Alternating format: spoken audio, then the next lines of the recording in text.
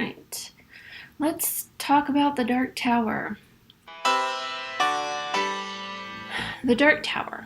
Let's just say I may have a unique perspective on this. The Dark Tower is directed by Nicholas Arcel, based on the novels by Stephen King, and stars Matthew McConaughey and Idris Elba. I haven't read any of the Stephen King novels, so I don't know how well this holds up to the actual books. And honestly, I really didn't know much about this film going in, besides the fact that Idris Elba's character had to protect this tower with the help of this kid from Matthew McConaughey's character. That's really all I knew what was happening. I knew I was going in for some kind of sci-fi action movie, and pretty much that's what I got. And I didn't really have very many expectations, except for the fact that, like I said, I was going in to see an action, fantasy, sci-fi kind of film. Which those are also some of my favorite kind of movies to begin with, so I was pretty excited to see this. Plus, I'm a huge Matthew McConaughey fan, even his sappy romantic stuff like How to Lose a Guy in 10 Days and things like that. And I mean, you can't go wrong with Idris Elba. This movie is only 93 minutes, I believe, which seems kind of short for a movie like this, but it really did not feel like only 93 minutes. It kind of felt like it dragged on a little bit in some points, and some points got really predictable and somewhat kind of boring. But it looked cool as all hell. Whoever did their effects did an amazing job. Everything looks super cool, especially the portals and the way they transported to and from. And there's this scene where Jake, the main kid, goes through a portal and ends up on what they call the mid-world. And it's super cool as soon as he enters the mid-world. There's this dust storm and it just looks really cool.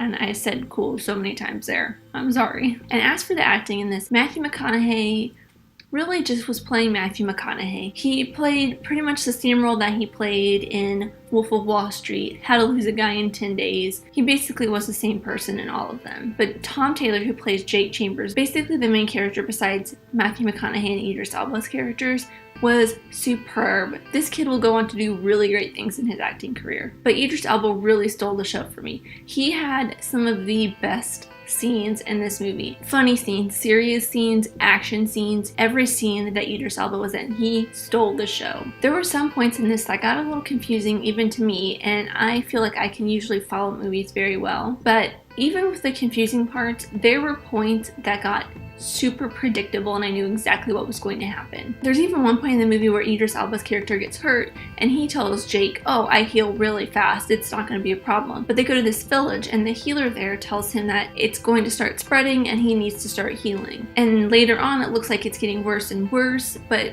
it kind of just does go away and they don't really explain it, which, I mean, that's kind of a spoiler, but honestly, it's not really. It just is a thing that happens and then they forget about it. And they really lean into this shine, seer thing. I don't know about in the books, but the character Jake, it has this shine thing, which is basically like being a seer or a psychic. And honestly, he just learns it super quick and it's kind of unbelievable, which I hope in the books he gets time to kind of learn this power over time. And speaking of the book, I honestly really felt like I was watching something coming out of a book. To me, it just had this weird feeling like it was a book. And I don't know if this was because I knew it was based on a novel, but I really got this weird feeling in some points that it was just taken straight out of a book, or I felt like I was reading a book, and I don't know how really to explain that. It's just this weird feeling I got while seeing it. Towards the beginning, they give a little backstory on Jake, showing that he has these dreams about Idris Elba and Matthew McConaughey's characters and the tower, and he's going to see a therapist because of these dreams, and everyone's telling him that they're just dreams, they're not real, including the therapist. But one little fun Easter egg in the therapist's office, during one of the earthquakes that they have, there's a quick little zoom in on what looks like a framed photograph of the Overlook Hotel,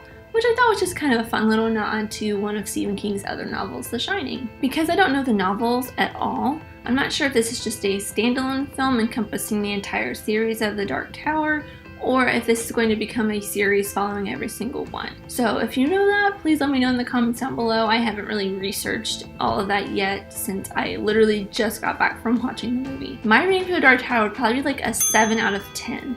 It was a really fun sci-fi action movie, and that's pretty much all I got out of it. There was a great story, but at points it just kind of fell flat for me. They really didn't develop some of the characters as well as they probably could have. Like Idris Elba's character, you get a little hint at his backstory with his dad and you see him interacting with him, but you also get tiny little hints at what happened to the rest of the gunslingers, but nothing more than that. But those are just my thoughts. I want to know what your guys' are in the comments down below. Have you already seen The Dark Tower? And what did you think? Are you going to go see it? And thank you so much for watching, whoever you are. I really appreciate you. Let me know who you are in the comments down below and let's be friends. If you enjoyed this, leave a like and subscribe while you're down there if you're new, because I try to post at least one new movie review every week. And every Tuesday I post a new video talking about movies, TV shows, nerdy stuff, pop culture stuff. Sometimes it's about my life. It's pretty much just whatever I feel like posting that week. And every other Sunday I post a new video checking off one of the movies on the 1001 movies you must watch before you die list. Again, thank you so much for watching and I'll see you guys next time. Bye!